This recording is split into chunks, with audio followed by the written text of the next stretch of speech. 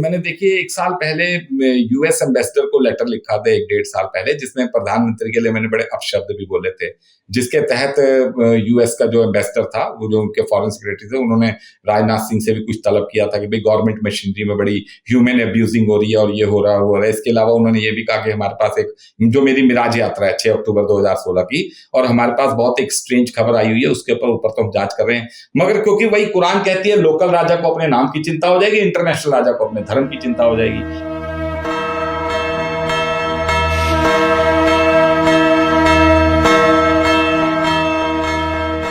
जी नमस्कार। नमस्कार। आज फिर हाजिर हुए हैं आपसे कुछ नए सवाल और आम जनता की समस्याओं को लेके। क्या कहती है कुरान में, क्या कहती है? तो आज क्या नए नियम डिकोड करने वाले हैं आप? क्या नई आयतें? जी अच्छा देखिए, आयतें तो मैं आपको बता ही रहा हूँ कि जो कुरान में इस्लाम के खिलाफ लिखी हुई सारी किताब है, जिसमें पहला चैप्टर ही मैं बता रहा हूँ कि गाय माता जिसका नाम गाय माता है। तो इसमें मैं आपको जैसे पहले चैप्टर की आपको सूरह बकरा की मैं आपको 20-21 नंबर आयत तक तो ले गया था पढ़ के, तो इसी में मैं आगे बताना चाह रहा हूँ कि ये सारा जो है ये जैसे वो आपको अब इसमें जो है ना, एक आपको बड़ा इंटरेस्टिंग किस्सा बताता हूँ। आयतें पढ़ पढ़ के कई बार बोरिंग हो जाती है। जी। इसमें अल्लाह कहते हैं कि जब आदम को पैदा किया अल्लाह ने मिट्टी में से, पाक मिट्टी, अच्छा। ये वो पाक मिट्टी अल्लाह बार बार कह रहे हैं कि जब तुम्हें पानी ना मिले तो तय्युम कर लो, मतलब पाक मिट्टी से अपने हाथ धो लो। पाक मिट्टी से आदम को बनाया। तो देखिए ये पाक मिट्टी की ही सनातन धर्म वाली मूर्तियां बना रहे हैं ना सनातन धर्म वाले। अल्लाह उसको मिट्टी को पाक कह रहे हैं। तो जिस पाक मिट्टी की मूर्तियां बन गई तो वो मूर्तियां पाक हो गई, अपने आप पाक हो गई। फिर इनका एक बहुत बड़ा किस्सा है कि जब अल्लाह ने आदम को बनाया और इब्लिस सबको फरिश्तों को कहा सजदा करो, तो इब्लिस ने सजदा नहीं किया। तो मैं जो बार बार कहता हूं ये जाकिर नाइक, ये इब्लिस, यही इब्लिस है जिसे फीफा वर्ल्ड कप में बुलाया। और मैं तो कितनी वीडियो में कितनी बार भारत सरकार को चैलेंज कर चुका हूं, जाकिर नाइक को बुला लो, जाकिर नाइक और मेरा कुरान में मुकाबला करा दो। मुकाबला क्या वर्ड, कुरान तो खैर अल्लाह का चमत्कार है। तो जाकिर नाइक अपने तर्क दे दे आयतों के, मैं अपने तर्क देता हूं। और जाकिर नाइक को साथ सम्मान बुलाओ, इस शर्त पे बुलाओ कि आओ तुम 1 महीने के लिए, 15 दिन के लिए, 15 घंटे के लिए, और बैठ के फैसला करा दे और क्रॉनिकल ऑर्डर से कुरान पढ़वा के दिखा दे। तो ये जब अल्लाह ने कहा आदम से, फरिश्तों से कि आदम को सजदा करो, तो सबने किया, बस इब्लिस ने नहीं किया। तो ये जाकिर नाइक कहता है ना, हम नहीं नमस्ते करेंगे, नमस्ते का मतलब मैं झुकता हूं। तो ये कहते हैं हम अल्लाह के अलावा किसी को सजदा नहीं करेंगे। अल्लाह जबकि फरिश्तों को कह रहे हैं कि आदम को सजदा करो। किनको? फरिश्तों को, मतलब आदम का दर्जा अल्लाह से भी ऊपर। अल्लाह फिर कहते हैं फिर मैंने तुम्हें पैदा किया, फिर उसमें मैंने अपनी आदम के पैदा किया, उसमें अपनी रूह में से कुछ फूंक दिया और तुम्हारी जीन से जोड़े बनाए। वहां बाइबल भी कहती है कि गॉड ने अपनी शक्ल सूरत के ऊपर पैदा किया। फिर अल्लाह जिब्रील के लिए कह रहे हैं, अल्लाह फरिश्तों के लिए कह रहे हैं कि अगर धरती पे फरिश्ते बसते और उनकी कहीं हिदायत देनी होती तो मैं फरिश्ते ही भेजता, और भेजता उनको आदमी की शक्ल में ही। तो कोई आदमी की शक्ल इसका मतलब कहीं से आई। तो देखिए ये जो इस्लाम वाले सजदा नहीं करते, ये किसी को सजदा नहीं करते, जबकि इसी में एक यूसुफ की, सूरह यूसुफ में आता है, एक यूसुफ वो है पैगंबर, उनके परिवार वाले जब उन्हें वो बुला लेते हैं तो सबके सब यूसुफ को सजदा करते हैं वहीं उसके महल के अंदर, जबकि सजदा की आयतें आ रही हैं। अल्लाह खुद कह रहे हैं, फरिश्तों को कह रहे हैं कि आदम को सजदा करो, और यहाँ इस्लाम वाले कहते हैं जी हम सजदा नहीं करेंगे, क्योंकि और वहां कुरान में कौन सजदा नहीं कर रहा? इब्लिस सजदा नहीं कर रहा। तो ये जो है ना, टोटल कुरान इस्लाम के खिलाफ लिखी है। जगह जगह अल्लाह इन्हें डांट लगा रहे हैं, पूरी कुरान एंटी इस्लाम है। अब ये क्रॉनिकल ऑर्डर से भी मैं पढ़ के आपको बता दूं, मगर आपको मैं मेन किस्से कुरान के बता रहा हूं कि कुरान ही सर्वधर्म किताब है। अगर किसी धर्म को सर्टिफिकेशन लेना है अपना, चाहे वो सनातन धर्म हो, चाहे वो क्रिश्चियनिटी हो, चाहे यहूदी हो, चाहे सिख धर्म हो। देखिए साईं बाबा वालों का भी कुरान में जिक्र है, साई बेन इस करके एक आ रहा है कि साई बेन। अल्लाह एक जगह कह रहे हैं चाहे तुम नसारा हो, चाहे ईसाई हो, चाहे यहूदी हो, चाहे साई बेन हो, चाहे ये हो, चाहे वो, किसी भी धर्म हो, अगर तुम अल्लाह से डरते हो और आखिरात पे ईमान रखते हो तो तुम्हारा कोई किसी से कोई गम नहीं, कोई डर नहीं। मतलब अल्लाह खुद कई जगह सारे धर्मों को सर्टिफाइड कर रहे हैं, मगर ये इस्लाम वाले की ये समझ नहीं ले रहे। जैसा कि इसके पहले कई वीडियो में आपने नोएडा प्राधिकरण, और मैं चाहता हूं कि आप सरकारी तंत्र, अगर नोएडा, मैं चाहता हूं कि अगर आप जितनी वीडियोस आप बता रहे हैं सरकार के जितनी कमियां खामियां, तो वो ऐसी बातें हों जो शायद अगर हमारे माध्यम से दर्शकों तक पहुंचे, सरकार तक पहुंचे, तो कुछ सुधार हो उसमें। तो यूनिवर्सल भारत सरकार, उत्तर प्रदेश सरकार या सरकार के खिलाफ कुछ ऐसी कमी जो शायद आपके बताने से चेंज हो जाए, तो एक नया रिफॉर्म आए। सुनिए, कमियां ही कमियां, कोर्ट चले जाइए कमियां, पुलिस थाने चले जाइए कमियां। तो ये तो वर्क प्रेशर भी हो सकता है। वर्क प्रेशर नहीं है। देखिए, मैं एक केस में सन 2010 में हाई कोर्ट में खड़ा था, तो कोई केस चल रहा था मेरा, कोई चीटिंग का मामला था, उसमें कोई जज, पता नहीं कौन से नाम नहीं याद आ रहा, तो वो वकील ने अपना केस रखा, तो ये वो तो करके 1-2 सेकंड बहस हुई, जज ने अलग फेंका, उसने कहा नहीं सर करो, इस पे कुछ करो, तो उस जज ने कहा प्रेशर इतना मैं कैसे करूं, तो फिर उसने कुछ कहा, तो वकील को जज टूट के बोला फाइलिंग कम करो, फाइलिंग कम करो। तो मैं तब मन ही मन हंस रहा, मैंने कहा ये फाइलिंग कम करो, वकील की हिम्मत नहीं जज को कहने की तू जजमेंट कर, तुम जजमेंट तेज करो।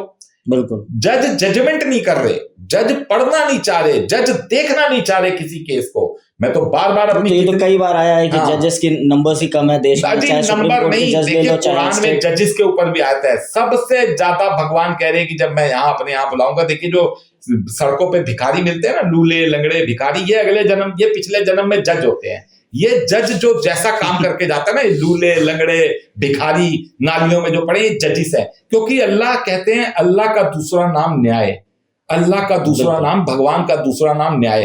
भगवान, कुरान बार बार कह रही, कुरान और गीता देखिए एक ही किताब है। मैं बार बार चैलेंज कर रहा हूं, सुप्रीम कोर्ट की बेंच उठा ले और उनका चीफ जस्टिस मुझसे श्लोक बोले, ये श्लोक पढ़ो और इसको कुरान में बताओ कहां लिखा है, मैं बताऊंगा ये आयत पढ़ लो। और कुरान की कोई आयत उठाओ, 6500 आयतें, 650 श्लोक, कुरान की आप कोई आयत बताओ और बोलो गीता में कहां लिखी है, मैं बता दूंगा, इसको पढ़ लो। तो देखिए, भगवान की किताबें, मल्टीपल इनके मीनिंग होते हैं। तो जजिस फैसला नहीं कर रहे, जजिस फैसला करना ही नहीं चाहते, वो रिस्क लेना ही। इसके लिए मैं बार बार कहता हूं 9 दिन 9 अदालतें 9 महीने, एक ऐसा पैटर्न हो कि पहले 9 ही दिन में बता दिया जाए, प्राइमा फेसी देखकर कोई भी बता देगा। 9 दिन में पहला ऑर्डर आ जाएगा। मान लीजिए आप नोएडा अथॉरिटी गए, आधार कार्ड गए, यहाँ गए, आपको 9 दिन में पहला डिलीवरी मिल जाए। 9 महीने 9 अदालतें, 9 महीनों में 9 अदालतों में वो केस जाए।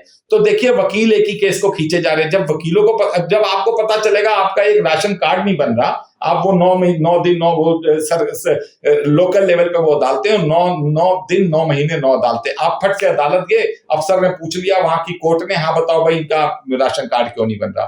तो वकीलों पे तो लाखों केस आ जाएंगे। हम जाएंगे ही नहीं किसी की चमचागिरी करने, हम जाकर वकील को एक नॉमिनल फीस हो, 100, 200, 500, 1000 जो भी है, हजारों रोज के वकीलों पे केस आने शुरू हो जाए।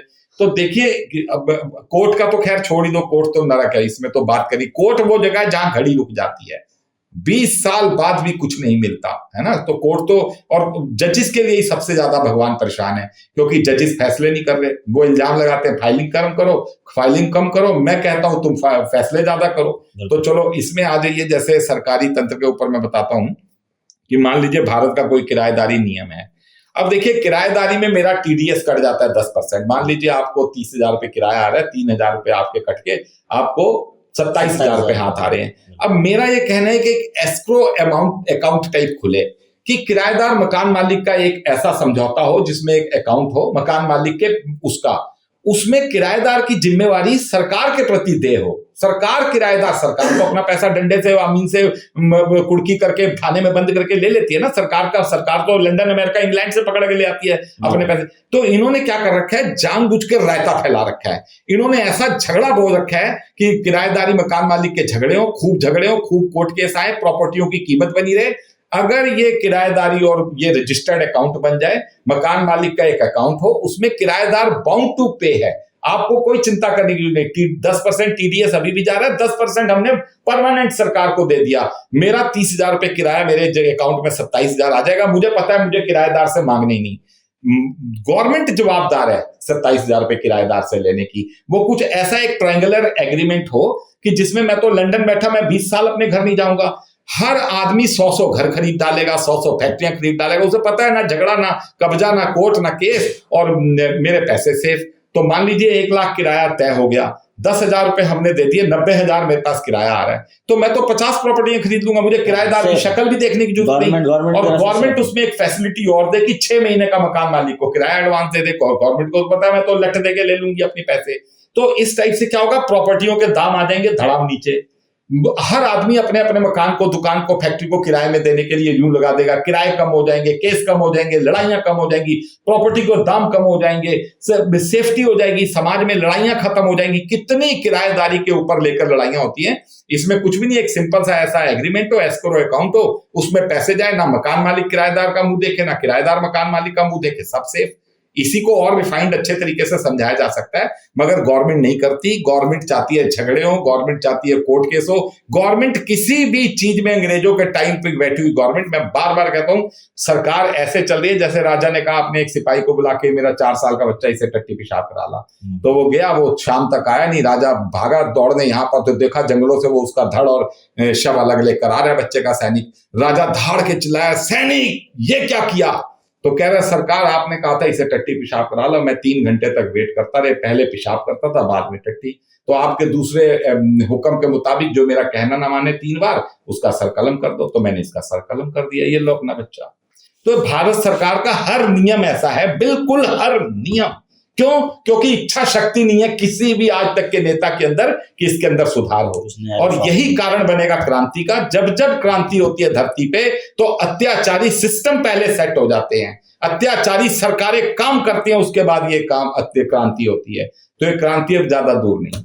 और हम बात करें तथ्य और सबूतों की जी, तो उसके बारे में आप क्या है आपके पास? देखिए, सबूत तो खैर एंडलेस हैं। मैं जो 4 साल से अपने बहुत कुछ कर रहा हूं, मैंने यहाँ वहां काफी लेटर, तो मैंने देखिए 1 साल पहले यूएस एम्बेसडर को लेटर लिखा था, 1-1.5 साल पहले, जिसमें प्रधानमंत्री के लिए मैंने बड़े अपशब्द भी बोले थे, जिसके तहत यूएस का जो एम्बेसडर था, वो जो उनके फॉरेन सेक्रेटरी थे, उन्होंने राजनाथ सिंह से भी कुछ तलब किया था कि भाई गवर्नमेंट मशीनरी में बड़ी ह्यूमन अब्यूजिंग हो रही है और ये हो रहा है। इसके अलावा उन्होंने ये भी कहा कि हमारे पास एक जो मेरी मिराज यात्रा है 6 अक्टूबर 2016 की, और हमारे पास बहुत एक स्ट्रेंज खबर आई हुई है, उसके ऊपर तो हम जांच कर रहे हैं। मगर क्योंकि वही कुरान कहती है, लोकल राजा को अपने नाम की चिंता हो जाएगी, इंटरनेशनल राजा को अपने धर्म की चिंता हो जाएगी। तो मैं तो बार बार कह रहा हूं कि धरती पे जो कोरोना चल रहा है, वर्ल्ड वॉर चल रहा है, प्राकृतिक बाढ़, आपदाएं, हिमपात, स्नोफॉल, ये सब चल रहा है, कुरान में एक एक इंच पे, एक एक सेंटीमीटर पे, एक एक मिलीमीटर पे इन चीजों का एज इट इज उल्लेख लिखा हुआ है। कोरोना आने से पहले मैंने बता दिया था प्राइम मिनिस्टर ऑफिस को कोरोना आएगा। वर्ल्ड वॉर से पहले मैंने बता दिया, नवंबर 2021 में मैंने बता दिया आर्मी जनरल को और राजनाथ सिंह को कि वर्ल्ड वॉर की घोषणा होने वाली है। तो देखिए, कुरान में पहले कोरोना का लिखा हुआ है, दूसरे कोरोना का लिखा हुआ है, दूसरे में ज्यादा मरेंगे, अमीरों को ये सारी प्रॉब्लम्स होगी। अमीरों को कोरोना हुआ, अमीर देशों के अंदर, नॉर्दर्न हेमिस्फीयर के अंदर ही सारी बाढ़ तूफान आ रहे हैं, जितने भी यूरोप है इनके अंदर धड़ाधड़, और वहीं अमीर ही आपस में लड़ने जा रहे हैं, यूरोप, शौरोप, अमेरिका सारे आपस में, रशिया अमीर लड़ने जा रहे हैं। तो कुरान एक एक दिन इस वक्त धरती कुरान के मुताबिक चल रही है। कुरान सनातन धर्म की किताब है, सर्वधर्म किताब है कुरान। ये भगवान इन्हें बुद्धि डाले, सरकार को इसके अंदर काम करे। ठीक है स्वामी जी, फिर मिलेंगे आपके साथ नए सवालों के साथ, और कुछ नए ऐसे ही विचार आपसे होते रहेंगे। बहुत बहुत धन्यवाद।